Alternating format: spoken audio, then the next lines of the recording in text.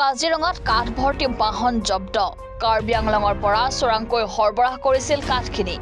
কাজিৰঙা ৰাষ্ট্ৰীয় উদ্যানৰ বগৰী বনাঞ্চলী টহলদাৰী দলে নিশা অভিযান চলাই ৩৭ নং ৰাষ্ট্ৰীয় ঘাইপথৰ পৰা জব্দ কৰিছে কাঠখিনি চোৰাংকৈ কাঠ সৰবৰাহ কৰা বলেৰো বাহনখনৰ নম্বৰ হৈছে AS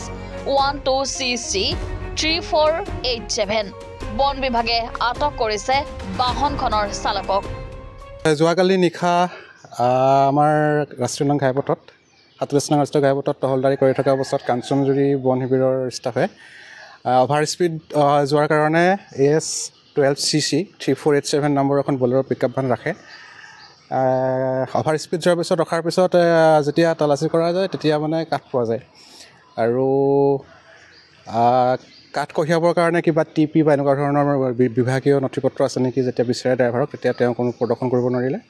আৰু সেইমতে আমি গাড়ীখন জব্দ কৰিছোঁ তেনেকুৱা আমি মাজে মাজে ভালেকেইখন গাড়ী আমি জব্দ কৰিছোঁ তেনেকুৱা খবৰ থাকে ড্ৰাইভাৰজনক আমি আটক কৰিছোঁ তেখেতৰ নামটো Abidur Rahman bureau report any Bharat 24